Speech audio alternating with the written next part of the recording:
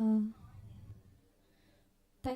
untuk teman-teman mahasiswa mungkin nanti handphonenya boleh di silent terlebih dahulu sebelum kita memulai acaranya.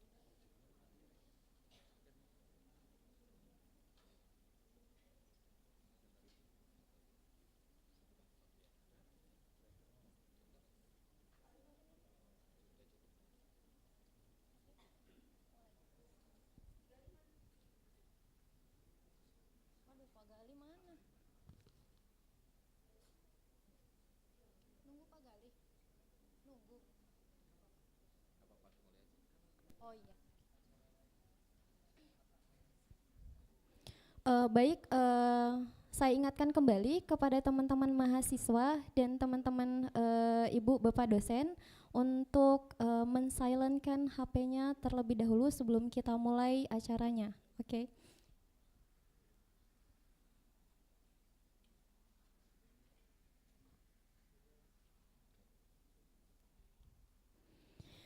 Assalamualaikum warahmatullahi wabarakatuh.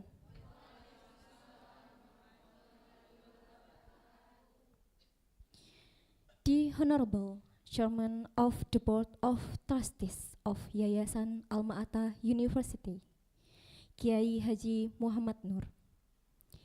The Honorable Rector of Alma-Ata University, Profesor Dr. Haji Hamam Hadi, MS SCD, SPGK. The Honorable our Dean of Faculty of Tarbiyah and Teacher Training, Dr. Ahmad Salim, MPD. The Honorable Chairman and Lecturer Department of Mathematics Education, Department of Elementary Education, Department of Madrasah Ibtidaiyah Education. The Honorable our best speaker, Dr. Alongkot Maiduang from Institute for the Promotion of Teaching Science and Technology, IPST, Thailand. The Honorable all the participants, all students, and of course all invited guests. First of all, let us pray and praise to Allah Subhanahu wa Ta'ala, the most gracious, the most merciful. Because of His blessing and mercy, we can come together without any obstacle here with healthy condition in the Studium Generale of Faculty of Tarbiyah and Teacher Training. And the second, let us greet and pray to our beloved Prophet Muhammad Sallallahu Alaihi Wasallam, the last messenger of Allah who has guided human life from the distraction into the right way of Islam. Okay, now we would like to extend a warm welcome and express our gratitude for the participating in the Studium Generale of Faculty of Tarbiyah and Teacher Training, and the themes as science, technology, engineering, and mathematics learning at the basic education level. I am Robiatul Adawiyah, acting as the master of ceremony of this event today. The Honorable ladies and gentlemen, to this nice occasion, allow me to read the agenda for our opening ceremony. The first is the singing of the Indonesian National Anthem and March of Alma-Ata University. Second, the welcoming speech and opening remark from Dean of Faculty of Tarbiyah and Teacher Training. For the last session, keynote speech will be following by giving souvenir to keynote speaker and photo session for the last program. And ladies and gentlemen, let's open this event by saying Bersama together. Thank you. Excellencies, ladies and gentlemen, to honor our country and our university, let us all rise for the singing of the Indonesian Anthem and March of Alma-Ata University. Ladies and gentlemen, please stand up.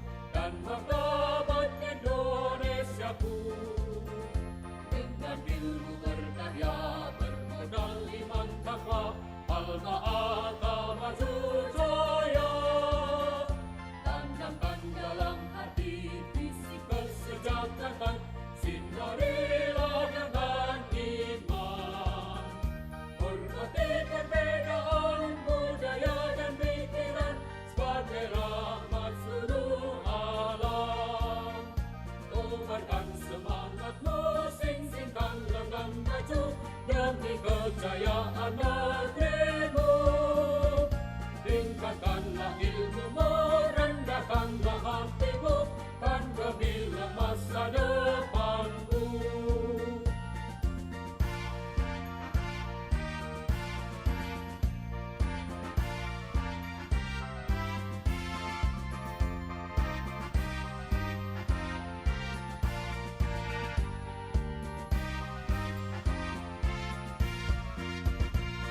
Hadir karenamu, agungkan namamu, dan martabat Indonesiaku.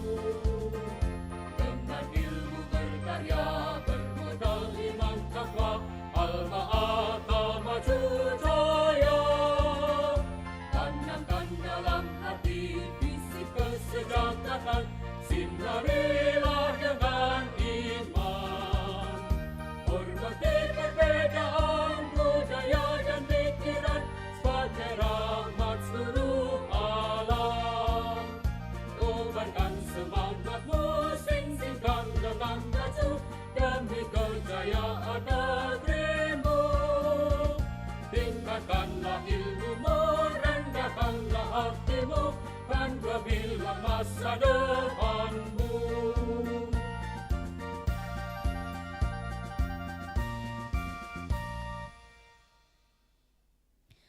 Thank you. Please be seated.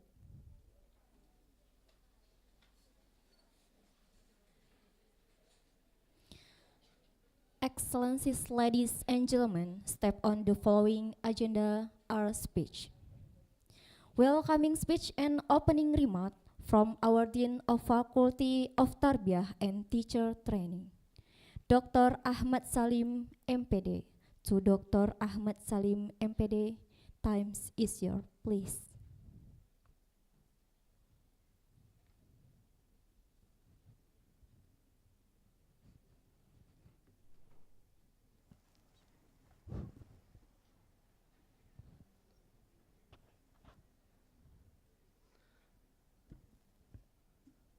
Assalamualaikum warahmatullahi wabarakatuh.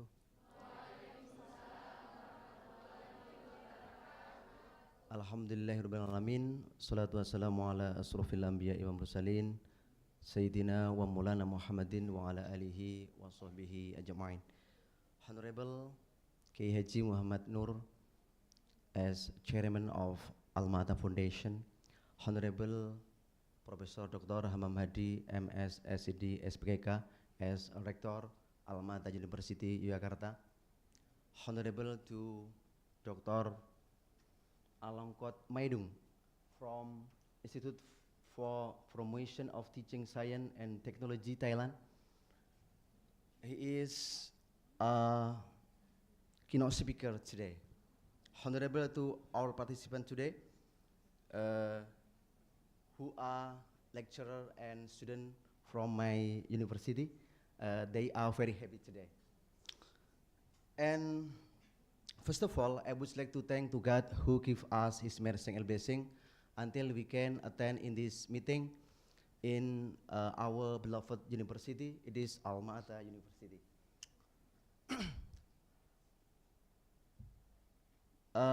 As a dean of Tarbiyah faculty and teacher training, I would like to say thank you very much from your coming here.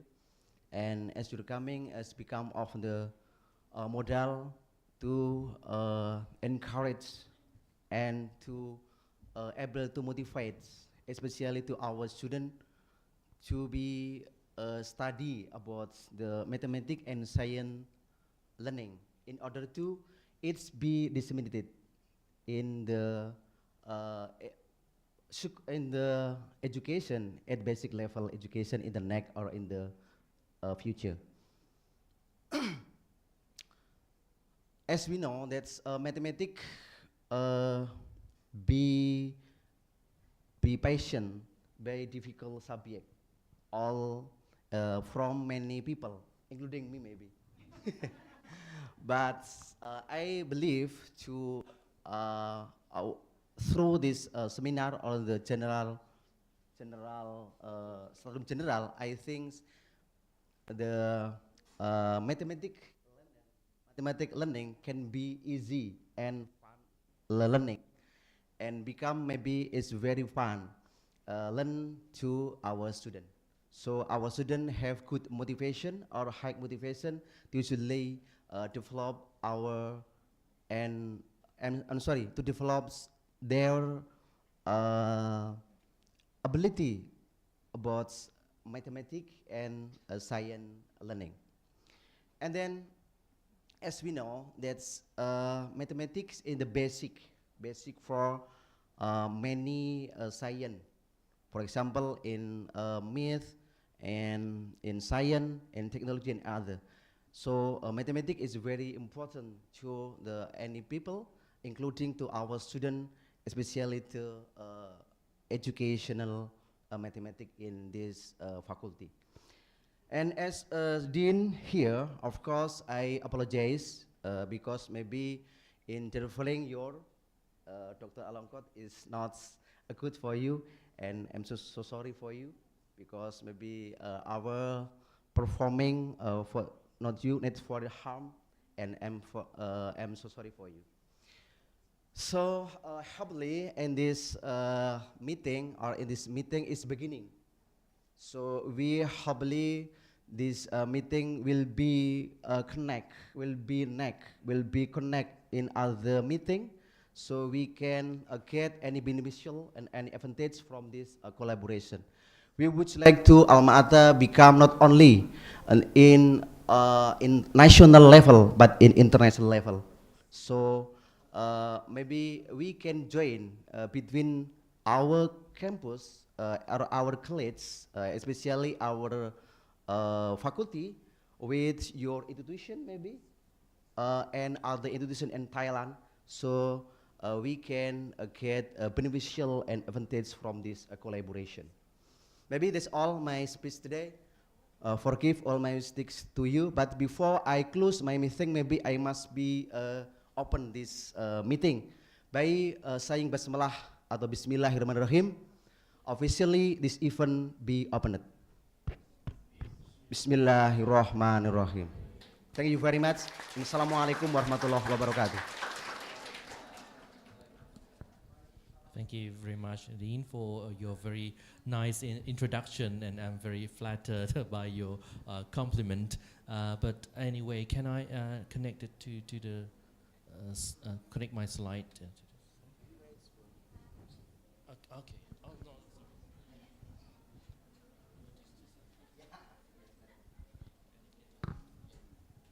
Okay, it's okay, bro.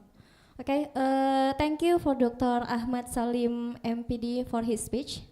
And the honorable ladies and gentlemen, now we come into the main point of our event, and which will be delivered by Dr. Alongkot Maiduang from Institute for the Promotion of Teaching Science and Technology, IPST, Thailand.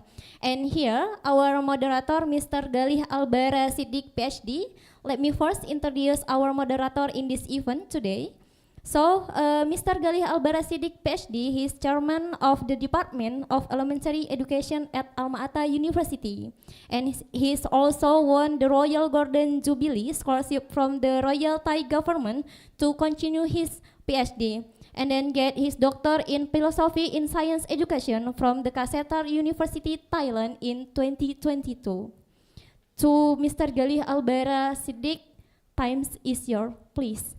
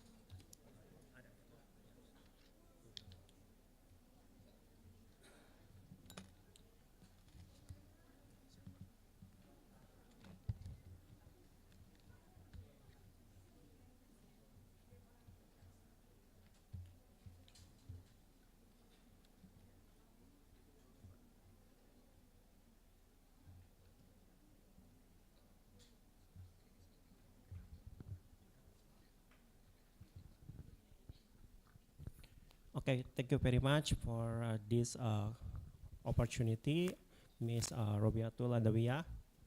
And then Assalamualaikum warahmatullahi wabarakatuh. Good afternoon, everyone, and welcome to today Studium Generale. This event today organized by the Faculty of Tarbiyah and Teacher Training, University of Almata. My name is Gali Albarashidik, and I'm going to be your moderator. And then I'm glad to welcome Dr. Alongkot from the Institute for the Promotion of Teaching Science and Technology, IPST Thailand. And then let's give a round of applause for Dr. Alongkot.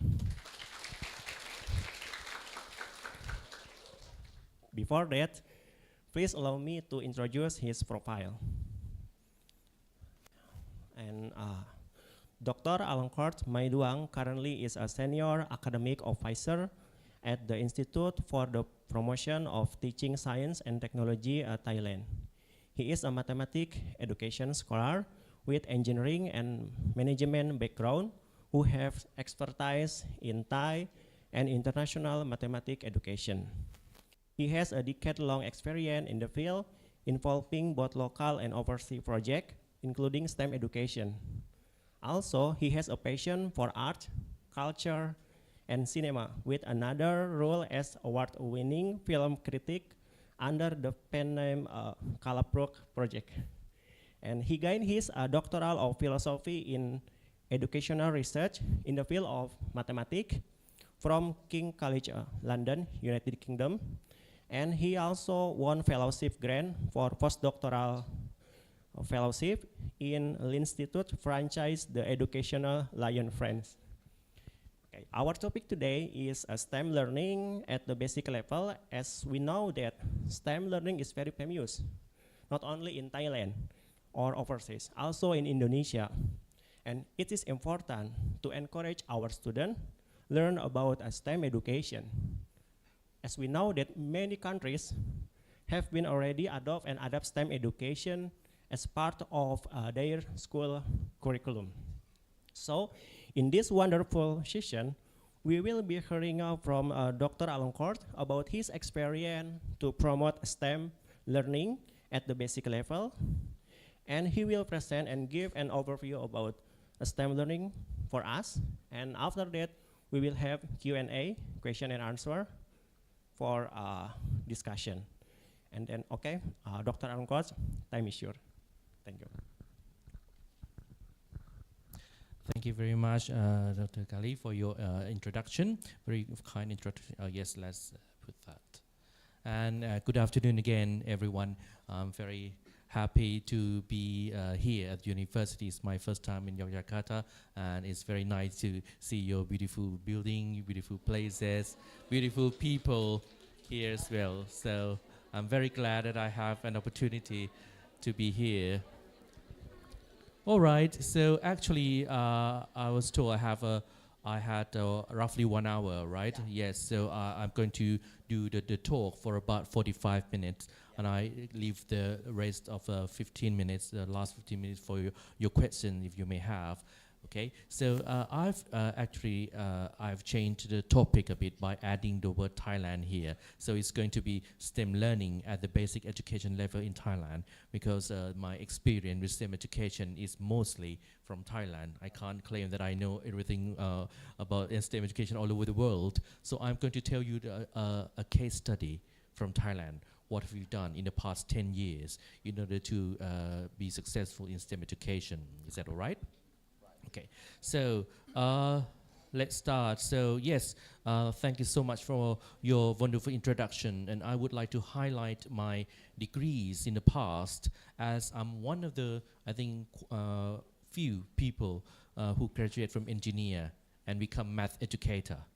I think it's quite rare, as well as Indonesia as well, right? So yes, I completed my Bachelor of Engineering in Industrial Engineering from Alongkot University. So I was trained as an engineer. I spent 4 years learning to be the trade of engineer at university.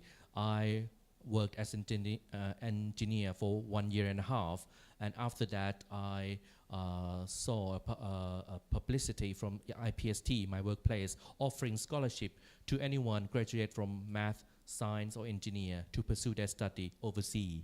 So I applied for the application. Very luckily I got the grant, and I went to King's College, University of Cambridge first to complete my master degree in educational research, especially on mathematics. And my research topic is about dynamic geometry software. Do you know GeoGebra? Yeah, you use GeoGebra, right? Yes, I use two of a similar kind of GeoGebra with students and study their reasoning with technology. So it's yes, very interesting topic. After that, I went back to Thailand, gained more teaching experience. I went to Patum Kongkha school next to my office to try to learn how hard it is to be a teacher. Do we have teachers here in your room? No, not, but you have lecturer. You have a teacher. Pre-service teacher, yes. And I admire all teachers because teaching is so hard. I would say even harder than master degree back in the UK. You deal with kids, you deal with people, and you have 40 kids in the class, 4 different problems. So I admire you all, and I deeply understand how hard it is to teach students, how tough it is, and you know, it's one of the challenging profession I've experienced. So I'm glad I spent 2 years teaching at that boys' school. And it's boys' school, you imagine. Adolescent teenagers, boys together, it was crazy. But yes, I learned so many things. Then I went back to the UK to complete my doctoral degree, also the same topic, educational research, mathematics, at King's College London. Then I returned back to Thailand in 2013, right in time when STEM first came to Thailand. And IPST started to adopt the STEM education in Thailand. So it's about a decade ago, so already 10 years now. And I, myself, as one of the few engineer graduate at IPST, I was involved in the team, the STEM team in Thailand from very start, from day one. So I know almost everything about what we've done in Thailand on STEM education. So if you have questions later, perhaps it's about my engineering background or about what has happening in Thailand during the past years, you can ask me later. Okay, so this is just to give my background. Right. So why do we have to deal with this STEM education at all back in Thailand? Why they start to implement STEM education in 2013? Because we look back at our education in Thailand. Why do we need to educate our students? To prepare them for future career, right? To train them, perhaps they want to be a doctor, engineer, architect, police, be a vendor, be a business owner, anything. So we try to give the content, the knowledge, the know-how, so that they can grow up and learn more to do several professions.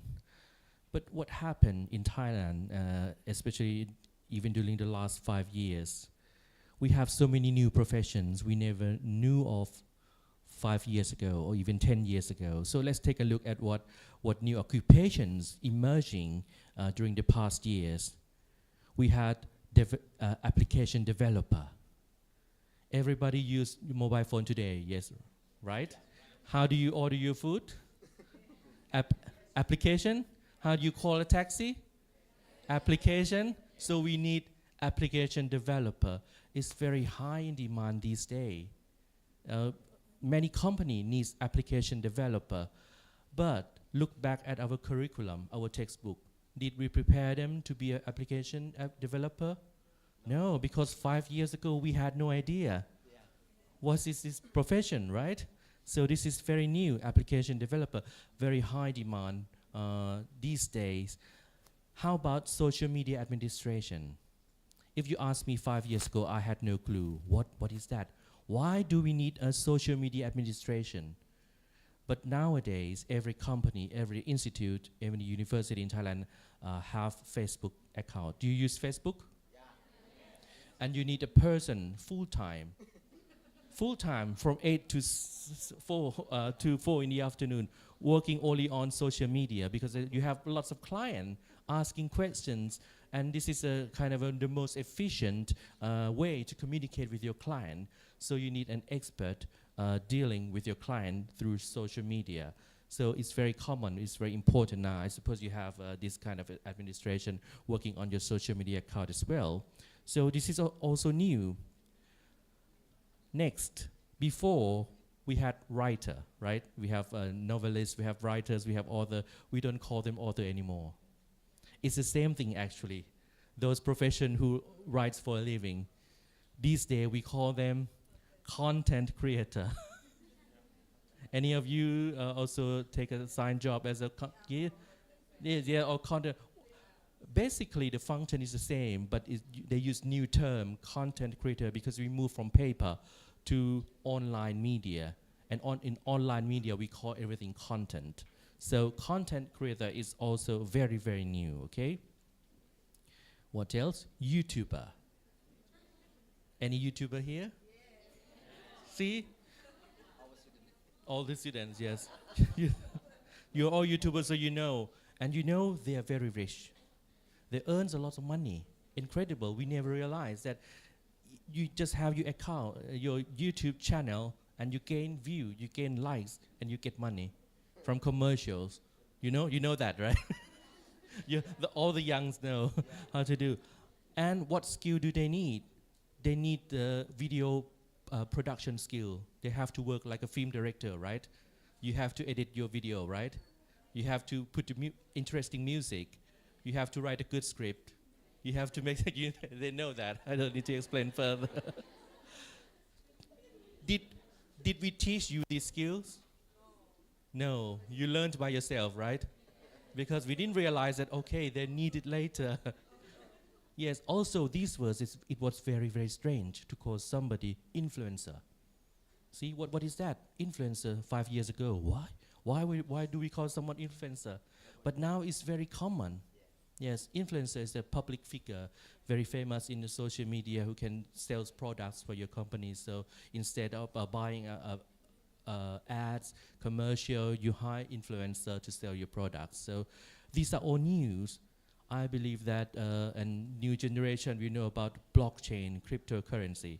I have to confess, I'm not into all this. You know, you have no clue. Anybody use this kind of technology with your money, blockchain, cryptocurrency? No, not yet. Okay, not yet, but later you have to learn about it. It's a new trend and it's very important. So financier became blockchain crypto currency manager. And for that reason, that we didn't prepare our students to cope with the new occupations to come. So there's a channel for the e-business coach. So they have business coach. So you don't know how to create an interesting YouTube channel? Okay, learn with us, pay us, and I'll teach you how to gain more posts, how to gain more boost of your like efficiently. See, you see there's so many e-business coaches. So these all new, but sadly, our curriculum is not prepared our student to this profession. So what should we do? At IPST, we realized that we have a new profession coming in every 5 years. So instead of teaching content, teaching the content of science, math, technology, in order to prepare them to be a doctor, engineer, or even these profession, 5 years later, it's going to change anyway. So instead of content, we focus more on skills. And what skill is most important? Problem solving. It's problem solving. The ability to not being afraid of new problem and finally find a way to cope with a problem they never seen before. Because all this occupation, they need a skill we never trained before, we never tried before. So the skill, the competency to be able to tackle with new skills all the time since very young is very, very important. So we moved from content to skill-based learning, okay? So let's take a look why that leads to STEM education. Okay, but before that, I want to go back to very beginning, the very first chapter of STEM education. At the very start, back in 2001, National Science Foundation in America has termed a word STEM for a group of professions. It's nothing to do with education, okay? A group of professions, and they use 4 letters to signify scientist, science for scientist, technology for technologist, engineering for engineers, and math for mathematician. Why? Why did the US have to group this profession into STEM? Because back then, 2001, not many people chose to study science, technology, engineering, or mathematics. And that's problematic because if they are weak in this area, they couldn't compete with other nations. They will lose China, they will lose Europe. So America tried to encourage students to learn more in this field. So they identified 4 areas in need in order to boost the economy. Otherwise, you're going to be a loser. So they identified these 4 careers. And to prepare the student for these 4 groups of professions, we need STEM education. That's why we converted STEM to STEM education. And this is what we did in Thailand. We even designed a logo of our STEM education to make it matters, to make it important. And we have 4 entities, STEM, equally sized, the same area, and each letter, each branch still has identity, its own color, but form up very beautifully as the Thai flower here. And we call that STEM education. So basically we converted this group of professions STEM to STEM education. So it simply means that S means science education. So science turned to science education. T, technology education. E, that's an exception. I'm going to go back to that later. But M is math education. That's simply as that. But E, we have to emphasize this because many of the teachers has a misconception back in Thailand. They thought that E means engineering education. No, no, no. E is not engineering education. We're not going to teach all our students to become engineer. That's impossible. Society needs variety. Just those students who was interested in engineering will go to this field, but we don't expect to train everybody to be an engineer. So E is not engineer education, it's engineering design process. We picked the skills that all engineer needs in their problem-solving skill to our lesson in the compulsory level, which is a basic education, as you mentioned. So E is an exception. It's not engineering education. It's engineering design process. So please get this right and don't panic, because teacher in Thailand, primary school and teaching engineer, calculus, thermodynamics, no, impossible, because I will have headache and I can't teach the student with this complicated matter. No. It's just the skills, okay? The skill to solve problems in an engineer way. And we can design a lot of activity that they can work as an engineer, even in the primary level, okay? So again, why? But why do we need to use this STEM education? It's because of this little piece of pizza. Do you like pizza? It's not pizza at the restaurant that we eat, it's different pizza. Pizza, this is a different pizza. It's pronounced similarly, but actually this pizza is a program for international student assessment organized by OECD. It's a World Economy Organization based in Paris, but it's international. And I think Indonesia is also a member of PISA. You do PISA test in Indonesia, right?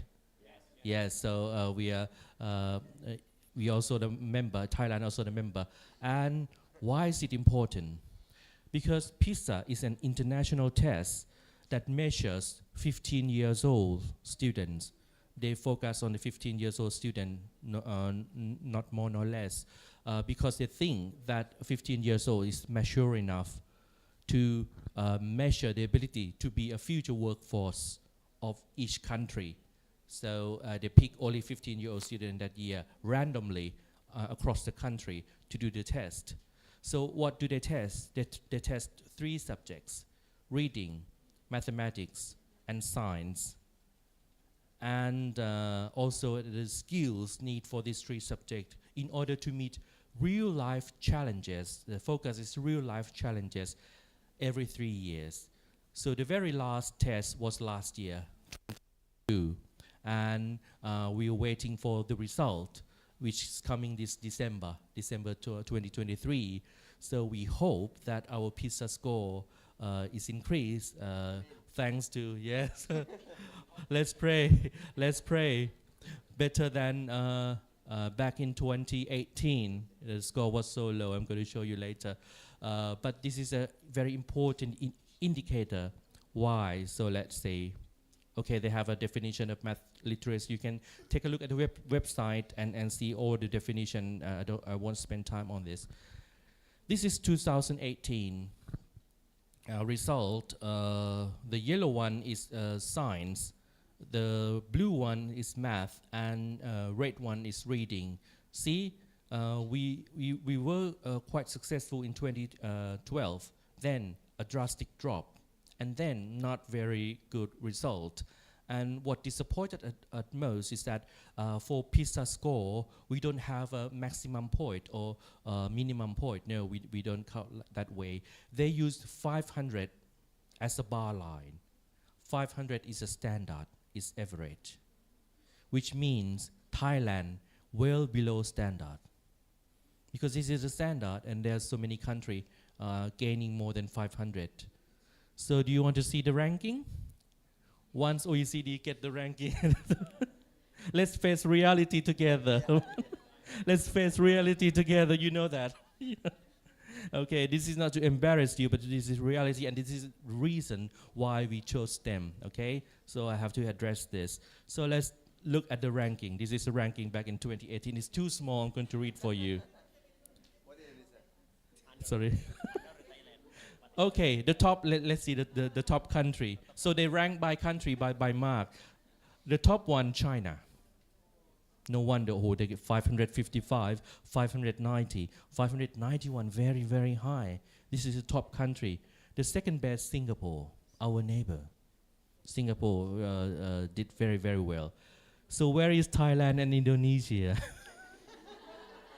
This is not to embarrass you, but this is reality. Thailand 66, Indonesia 73. Not too far apart, okay? Not too far apart. We're the same batch anyway. And do you know how many countries altogether? 79. So luckily we have Philippines. We have Philippines lower than us. So, but this is not a joke. This is very serious. Why? Because imagine, this is a measurement of the readiness of the workforce of the future. Imagine a company in the US or a company in Europe, they want to invest in Southeast Asia. Which country should they go? Okay, I'm a company from Europe, I'm very rich, I want to invest. I come to this table and take a look. Okay, we're going to Southeast Asia, but which country should we base our office in or our factory in? We look at this ranking and they will choose Singapore. Because if they invest in Singapore, they get higher quality workforce over there. So it's better for them to invest in Singapore. So the higher the ranking, the more investment coming in. So that's why our government, Thai government, was very, very serious on PISA score. It really affects the economy, truly, and it's like that. So we lose all our money to Singapore, to Vietnam. Vietnam is even higher. So that's pretty sad. So that's why the government forced us to boost the PISA score. So hopefully this December, we too, Thailand, Indonesia, come top 10. We come top 10. Let's dream. Hopefully. We beat Singapore. Is there any Singaporean here in the room? And so this is reality, and it was very, very serious. So we were forced to try to boost the PISA test happening every 3 years. It affects us a lot. And if you take a look closer, so the government said, go for PISA. Is our indicator. So we take a look closer to so what PISA actually tests our student. And when we look at their problems, we love it so much. It's not a dry mathematical calculation. It's not a square root stuff, exponent, nothing dry, nothing so mathematics. It's very real life problem. Everything connected to context. To give you an example, as you can take a look at the PISA website, PISA test, you can search at Google and you can get to the website. This problem actually is all about measurement of a circle, okay? You can create a problem simply by this diagram without any story, and it's fine, and you can ask the student to solve. But no, PISA never does it that way. They always put a context. They put a giant Ferris wheel on the bank of a river.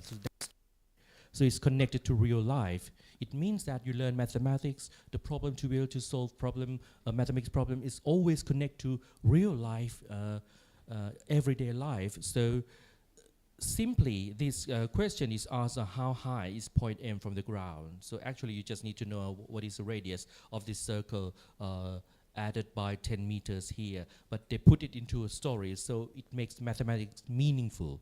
It's not dry, it's not mere calculation. Same as this garage problem is also connected to real life. Especially as an engineer, you must be able to recognize the signs of an object from any direction once you know the detail. So they asked you, if you see a garage in this direction, if you walk behind, what do you see? Provided it has only one windows, something like this. So this is very meaningful, and we like it very much. So yes, in the end, we try to change our assessment. This is very important because I've conducted many trainings, and teacher complain that assessment is not STEM way, it's not PISA way, it's so mathematics formulaic.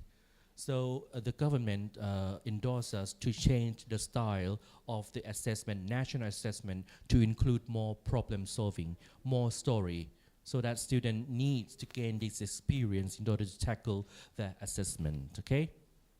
So yes, we love this PISA so much. It's very real life, very connected to everyday life. So we even have a term, PISA like LIKE, similar to the PISA test way, encourage teacher when they do the test, when they design a test, try to make it connected to real life the way PISA do. So yes, we were very, very serious. You can take a look at their own website, okay? I won't spend too much time on this. Yes, and that would connect it to this diagram. I suppose you know it already. It's a 21st century skill that student needs in the future. So I want to highlight the yellow part here. So both PISA and STEM education also rely on these skills, which are critical thinking, communication, collaboration, and creativity, which I'm going to elaborate later. Okay, so yes, this is to recap. So STEM education in Thailand, we mean these 4 elements together, okay? Now, let's take a look at a short video. I think we at IPST love it so much because it's very concise, it's not too long, and it tells you everything about what STEM education should be. It's in English and not very long, so I'm going to let you watch this video and we'll discuss, okay? What is STEM? It's the acronym for science, technology, engineering, and mathematics, the disciplines that are vital for a thriving economy and a safe and healthy society. In kindergarten through 12th grade in the United States, most STEM teaching and learning focuses on science or mathematics. Comparatively little attention has been paid to the T, the products and systems that meet human needs, and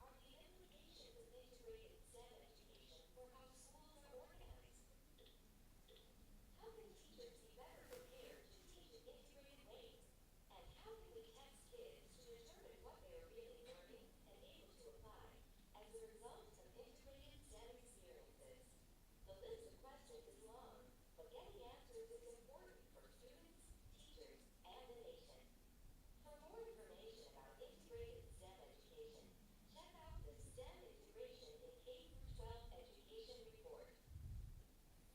Right, it's very informative, isn't it? So yes, I want to pick a few points to highlight. Yes, this is a classic problem that make STEM education not successful. Well, for primary level, it's not that problematic because most of the primary teacher teach several subjects. It's already multidisciplinary. Primary teacher teach science, math, technology all alone, so they integrated the knowledge by themselves. But at higher level, starting from junior high, we have expert teachers in math, we have math teachers, we have technology teachers, we have design technology teachers, we have science teacher. They're all in different room, different building. They work separately. That's very problematic. So for STEM education, they all need to work together to make STEM successful. So they broke the wall. They break the wall here, no longer partition. Back in 2013, IPST has had to renovate a room dedicated to STEM room, for STEM activity, because math department is one building, science department one building, technology department one building. They're all working separately. But for STEM, they need to come together and work together and plan the activity together. So they have a dedicated STEM room so that everyone can come to that room without any wall between them. So this is very essential, especially from junior high to high school. So please do that. You have to work with your colleague, but for primary it's okay because it's already multidisciplinary. And yes, this is a balance between textbook lecture and hands-on connected learning. You have to balance these two. Usually we focus more on this and less on this, but they should be equal. And the most fun STEM activity is contest and competition. This always makes STEM education our activity very meaningful, and the student always enjoy competing with each other. Who is the winner? What should we do to tackle the challenge and become the winner? So contest and competition is very common in STEM education. Okay? So I hope you find that helpful. Now, let's take a look at one of the most challenging part, difficult part for you all, because it's involved engineering. And it was my profession some times ago, but now I turn to mathematics educator. So let's take a look at that part, that new part, engineering design process. So what exactly it is.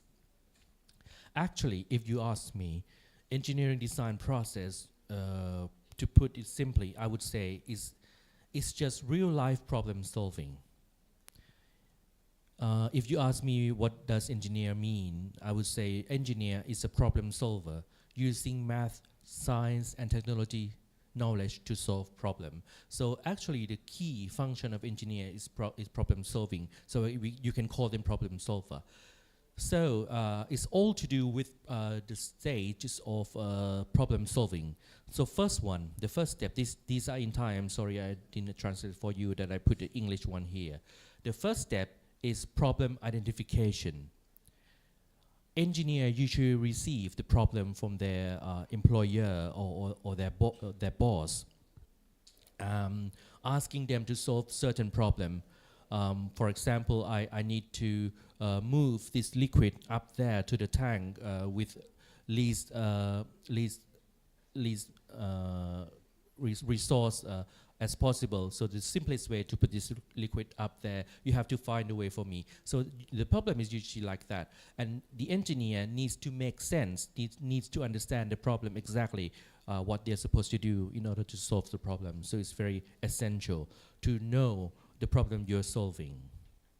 After that, they go back to search for more information. So it's all about moving liquid from here to there, what knowledge I need. So they go back to their textbook or their resources, find the related information. After that, they design the solution. So I have knowledge, I know what to do, so I have an idea. We should do it this way. So you decide it in your head, and then you plan and develop the prototype, the test, the actual test to make sure that it works, okay? And after that, you actually do the testing, evaluation, and improve your design if it's not satisfactory enough. So you keep improving it until it's achieved the solution. And finally, this is very, very important, presentation. After you get your solution, the engineer must be able to convey the idea back to the employer, back to the one who gave them problem in a layman language. Because among engineers, they have technical terms, right? They have scientific terms that everybody knows. It's easy to communicate among them. But if they have to talk with the boss, the employer, teachers, or students even, they need to use a different language. So this is very challenging for engineers to be able to present. So when I conducted a STEM activity, I always ask the participant to do the presentation afterward so that they can have a skill to present their idea. So yes, this is basically what engineering design process is all about, these 6 stages of the problem solving. And if you compare it to POYA, do you know POYA? POYA, principle problem solving, is very similar. It's a classic way to solve any math problem. It's very similar to this design.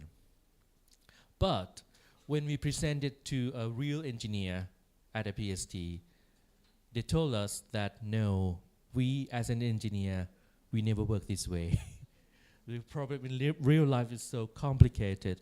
Sometimes you start off from number 2, you look for certain information, you get an idea for other problem with that information that you search, or you try to test and do the evaluation improvement.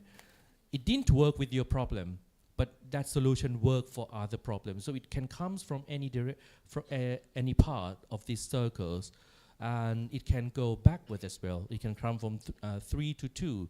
So in the end, we modify our model of engineering design process. What we did, we remove all the numbers. No more order. You can start from anywhere. Okay, there's no more 1, 2, 3, 4, 5, 6. Not necessary. You have freedom to start from anywhere. And we have two-way arrow. Two-way arrows mean you can move clockwise, counterclockwise as you like. So more flexibility. So this won't trap you into a block thinking without creativity.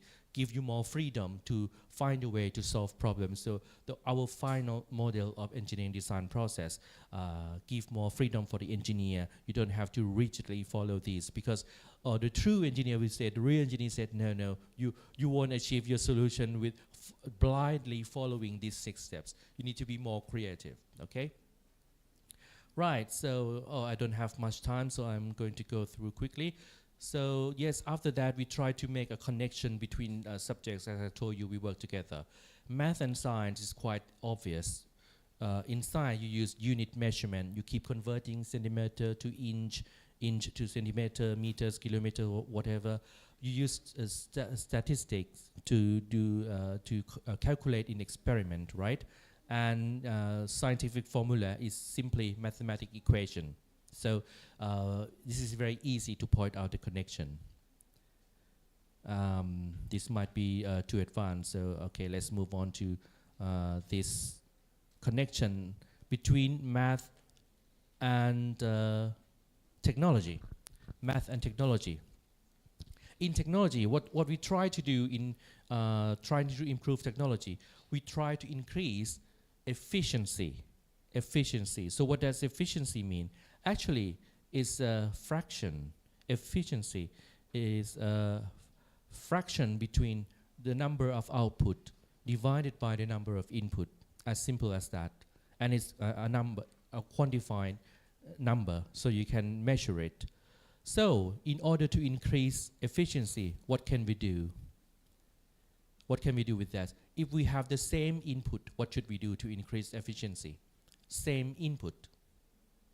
We need to increase what? Same input, and you want more efficiency. It's a fraction. You have to increase. This is a fraction. This is a math. You want more efficiency, right? You want more efficiency, but you have the same input.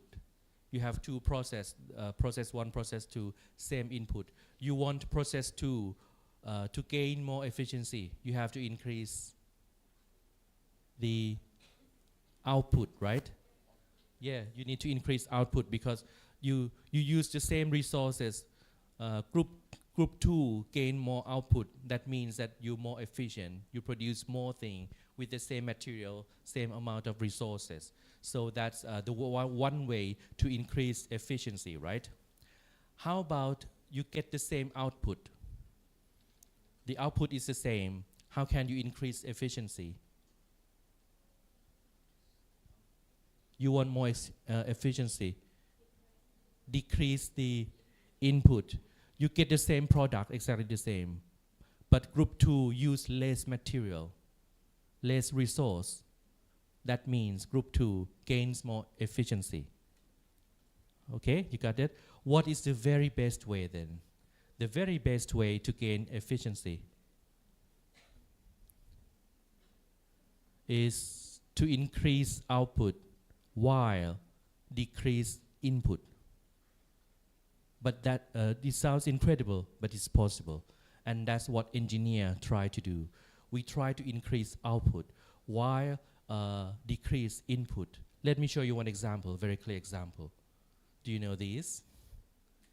I think the new generation would have no idea what this black what this black thing is.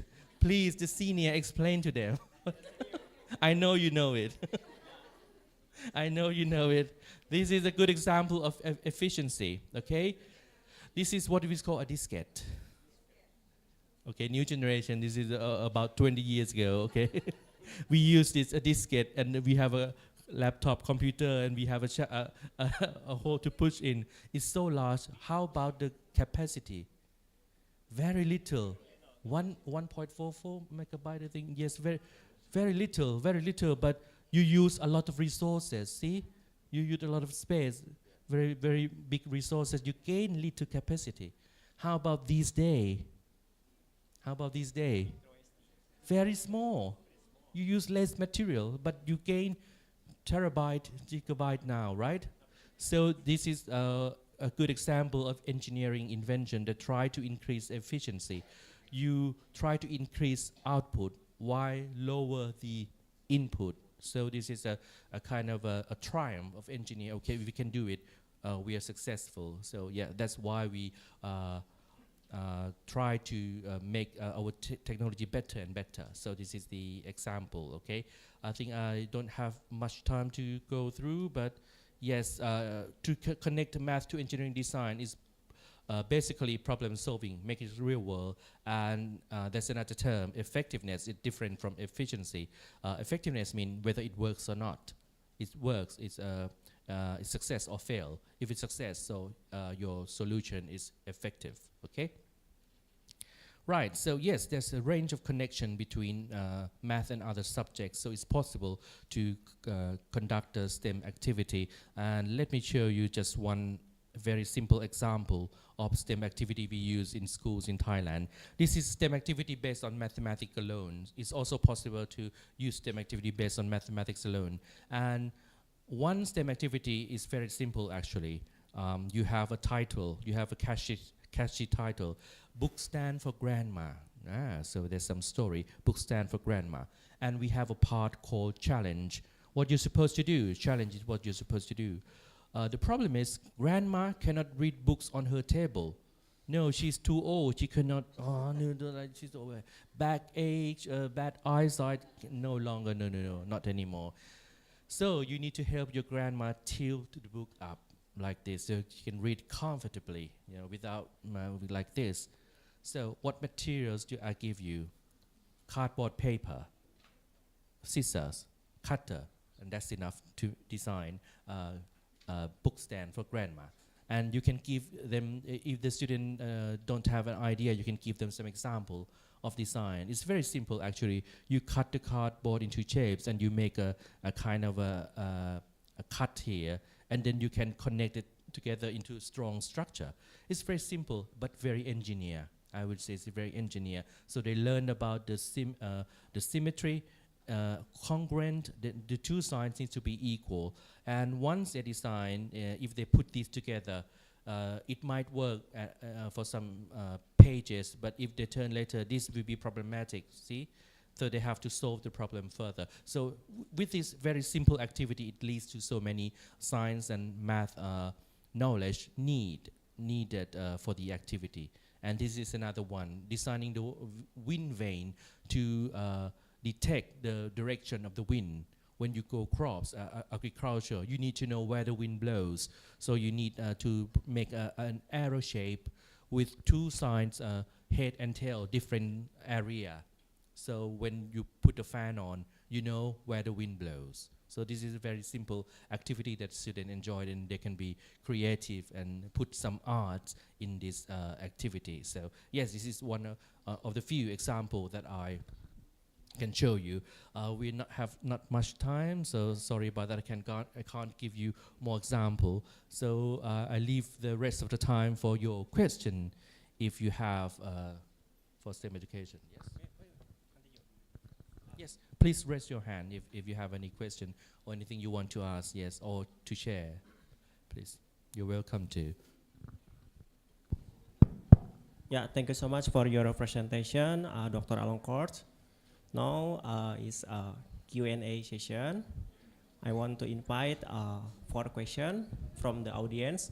I know that some of you have the question. So maybe I will open 4 questions. If you have question, please raise your hand and don't forget to introduce yourself.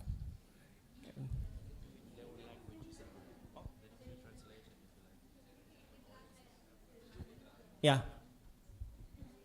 Yes, please. Can you stand up? Can you stand up? Okay. Cek. Assalamualaikum warahmatullahi taala wabarakatuh. Waalaikumsalam warahmatullahi Indonesia saja ya. Ya. Perkenalkan, nama saya Santana. Saya akan menanyakan tentang STEAM, yang dimana di situ dijelaskan secara umum tujuannya untuk kita itu untuk berpikir kritik, yang dimana kita untuk mendalami sebuah dari sistem STEM tersebut. Nah, bagaimana tanggapan Dr.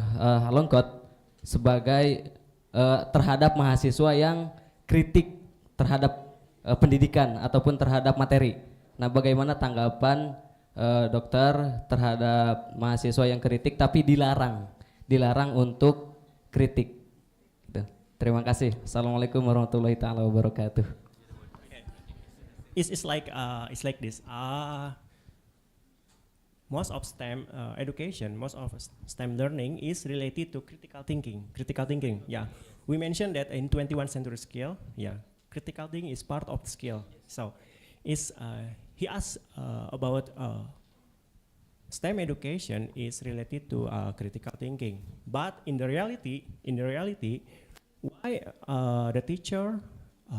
Why the teacher cannot keep the student?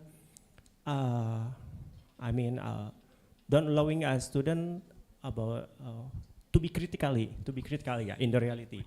Yes, So, yes, it's very hard because critical thinking is very abstract actually. right. Yes, and ideally for STEM education or STEM activity, we need 4 teachers to take care of the students. So we have experts in 4 fields. You have mathematics teacher, science teacher, design technology teacher, and technology teacher work together. So whenever student gets stuck in one part, they have an expert to help them, because tracking student thinking is very hard. So yes, I understand why he raised the point that to train the student to have critical thinking is very hard, but you can detect it by their solution. So you have to make everything present. During the STEM activity, we always have worksheet. Right. So we record every process of thinking. So then when they start to get a wrong turn, make a wrong solution, we know immediately. But we won't stop them. We let them learn by themselves that, okay, it won't work, you need a new strategy. And with that worksheet, with that guidance of the worksheet, will be helpful to detect what they are thinking. And actually, doing STEM activity, the ultimate goal is not to be successful, actually. you can make mistake, you can fail, but you need to learn from your failure as well as your success. So every wrong turn, every misconception is very important in STEM education. Teacher needs to be aware of that and be encouraging to the student. It's not easy, I know. Right, yeah. Yes, but providing a good guidance or worksheet well with a list of questions that track their thinking would be helpful. Yes. Okay, thank you for your question. Yeah, the other man, I think you raised your hand as well. Yes. Oh, okay. Next question, maybe the second question. Okay, thank you for the opportunity. Introduce myself. My name is Ali Usman for the mathematics education in Almata University. Okay, if we have only one skill of the STEM, what should we do to connect between capability to problem solve as the purpose of the STEM education? Thank you. You have only one skill, like math.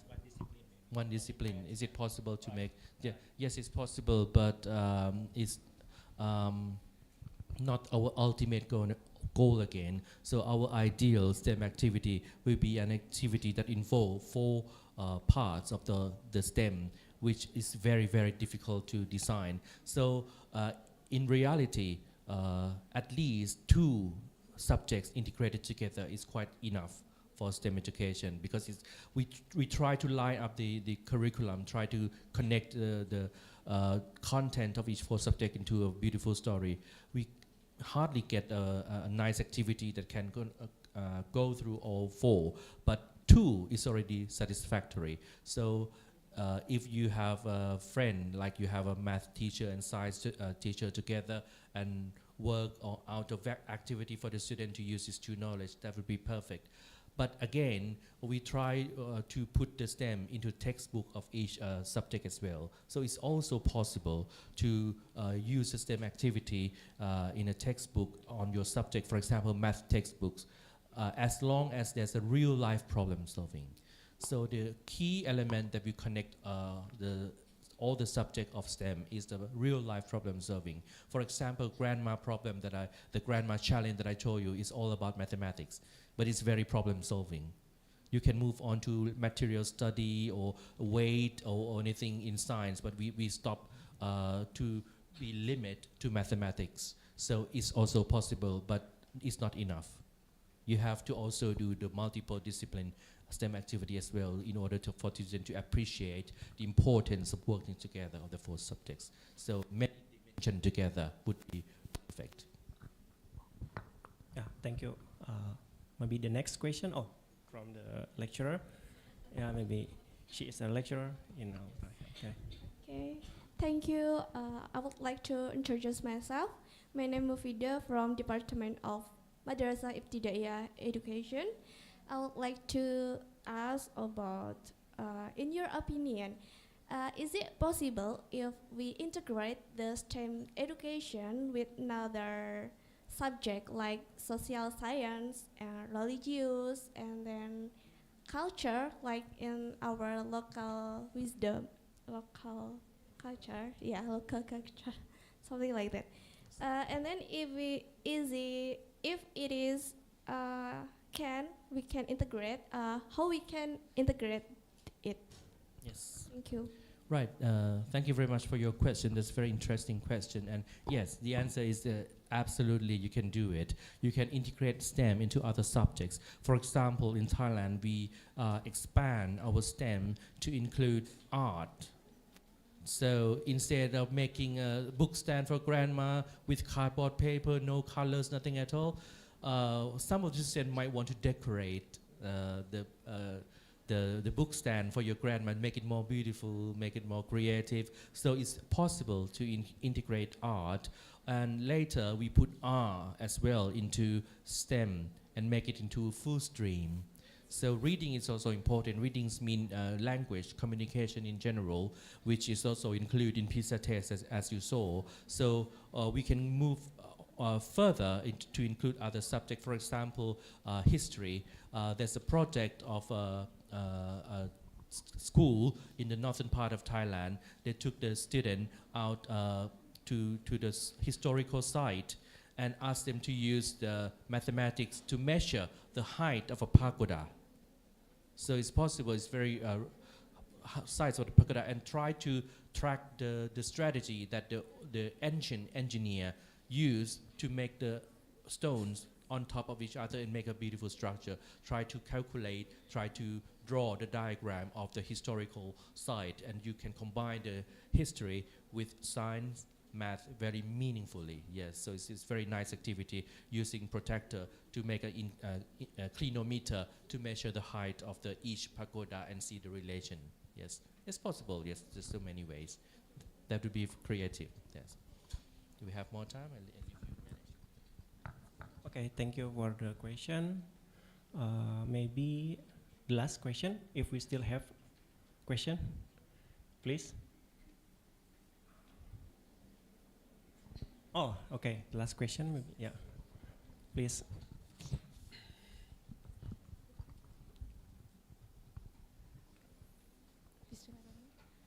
Sebelumnya perkenalkan, nama saya Damai Iksanada. Saya dari program studi pendidikan guru sekolah dasar. Saya ingin bertanya, mohon maaf dalam bahasa Indonesia. Saya ingin bertanya bagaimana cara mengintegrasikan STEM dalam pembelajaran tanpa harus menambah jam. Soalnya kan kalau di sekolah itu ada tujuan pembelajarannya dan harus dicapai. Nah, bagaimana cara mengintegrasikan STEM tapi tujuan pembelajaran tercapai dan tidak menambah jam? Seperti itu. Terima kasih. Okay, thank you so much for your question. She asked about how, as the teacher, maybe as the teacher in the school teacher, how we can integrate STEM education in the school without adding the time, right? Because teachers in Indonesia, maybe, we only a little bit time for teaching, right? Yes. Yeah. Yes, thank you. That's the classic question also in Thailand. Already, you know, the week is very full with other subjects, so how we manage our time for this STEM education, and especially each STEM activity need at least half a day to complete. The simple activity like a book stand for grandma, half a day until you reach the final solution that is satisfactory, so it takes time. So we try to solve problem by having math and science teacher work together. If they have a spare hours and they can move the class closer together and have at least 3 hours connected, they can dedicate some for the STEM activity, because we need consecutive hours, so you need to organize it a bit. But if you can't, we try to promote our STEM education in other extracurricular activity. For example, the academic camp. You have math camp, you have things going on during weekend, or even Boy Scout, or you have Boy Scout here, yes. Yeah, make it academic, yeah, and it's fun, you still enjoy it. You just need simple materials, and you just need an idea to make the activity from the simple materials, and spend perhaps half a day for students to do one STEM activity. That would be helpful. I understand that, and that's a big issue, so we try to find time. We have an extra time for career guidance, and we can use that time for our STEM activity as well. So I understand you need to organize a bit, but yes, use extracurricular time as much as possible for this kind of activity, because it's they do need times. Yeah. Yeah. Okay, I think that's okay. Thank you so much for your question, and thank you also for Dr. Alongkot for your explanation and answer. So let me summarize for today Studium General lectures.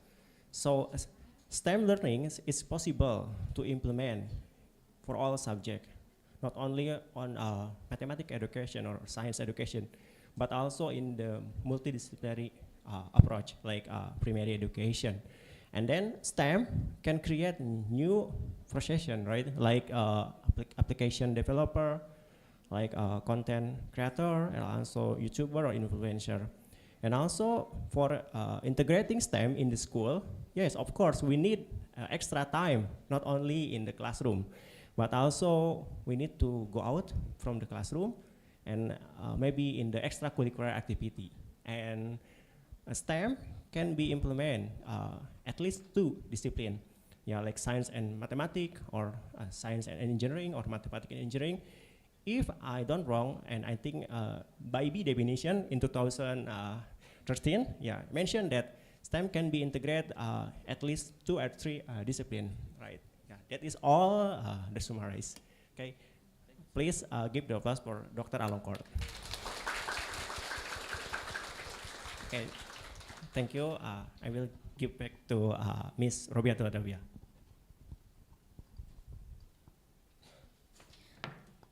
Okay, thank you, Mr. Gali, and also Dr. Alongkot Maiduang. And the next session, giving the souvenir to our speaker and photo session. To Dr. Alongkot Maiduang and Dr. Ahmad Salim, MPD, please come on the stage.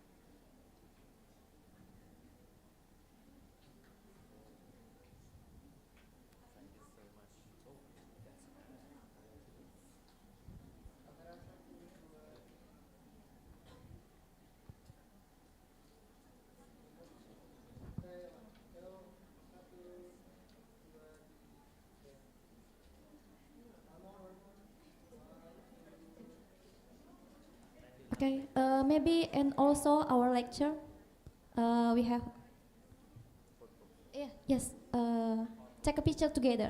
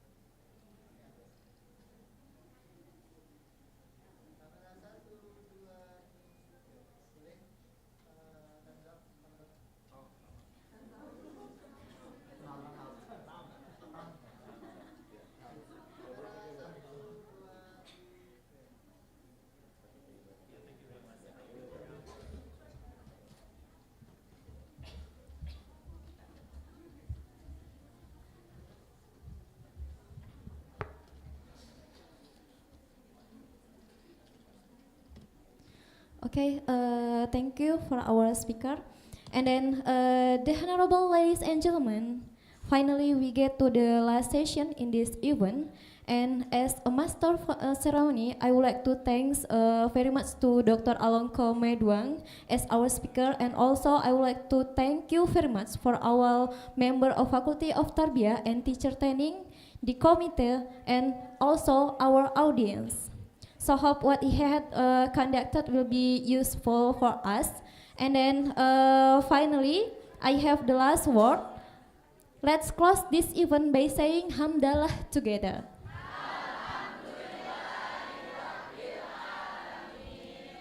Thank you. Assalamualaikum warahmatullahi wabarakatuh.